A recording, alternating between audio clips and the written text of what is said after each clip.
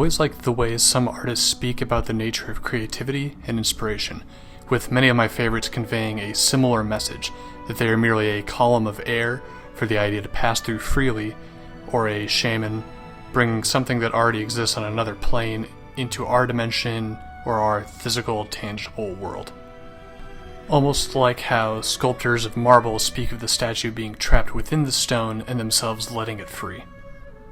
Bob Dylan has spoken about it this way before, saying, quote, "The song was there before me."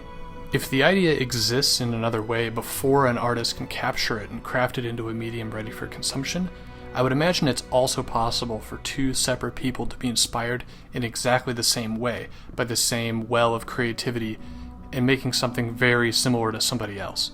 Not forgery or imitation, but like two fishermen catching twin brothers.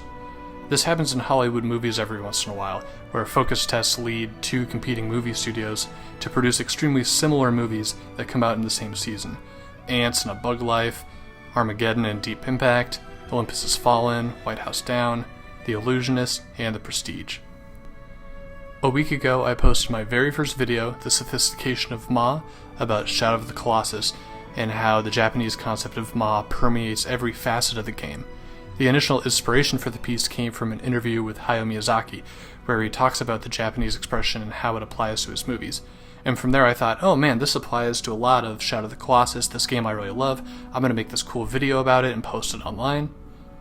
Well, as a comment on Reddit pointed out, somebody else had exactly the same idea I had. And I don't mean, close enough, I mean their article almost word for word describes many of the points I had in my original video. And I'm certain that the inspiration for that original piece was the same Miyazaki interview that had inspired me, because the writer draws from it in his piece just like I drew it from mine. He mentions the long distances between Colossus battles, the barren wasteland you traverse, and the sense of sophistication and taste that is uncharacteristic of how most video games are designed. And at first, I was a little disheartened to find that my idea wasn't as original as I thought it was, but that doesn't mean it isn't worth something on its own merits. The existence of something similar doesn't devalue the original vision. Journey is a beautiful title that, similarly to Shadow of the Colossus, does a lot with very little. In fact, it does a lot with almost nothing. It can be completed in under 2 hours, the story is minimal and up to interpretation, and there are only 2 commands to issue to your main character. You can fly and you can speak. The game mostly consists of this carpet person moving forward, but gets by on the strength of its music, beautiful art, and the fact that it can be completed in one sitting. Also, the part where you slide down the sands is really awesome, and playing the game is basically worth it just for that one little section. Journey doesn't have much confrontation or many obstacles to impede your progress. There's not a lot you can do to come to a game over screen, no health bars or XP to keep track of. Seeing it through to its conclusion is the real carrot on the stick here. It drives you forward just to see the next beautiful environment or to see where the story takes you. Journey was a massive success when it came out in 2012, winning many Game of the Year awards and taking developer That Game Company out of relative obscurity from their previous outings, Flow and Flower, and more into the spotlight.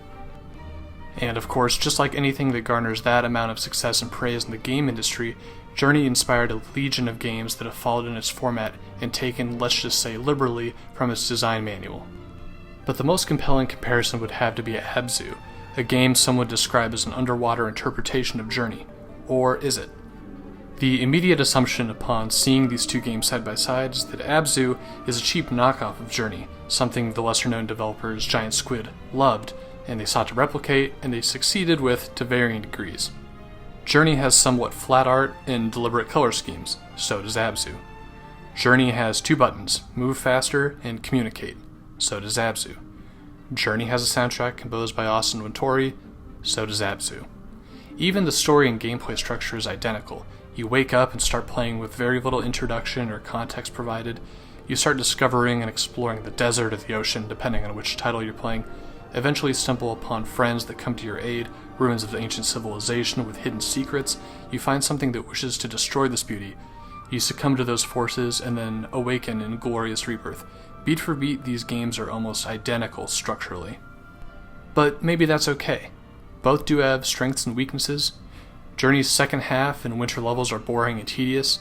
Abzu never impedes your motion or slows you down like those levels do. Abzu's soundtrack is good, but it doesn't rise to the same levels of greatness that Journey's does.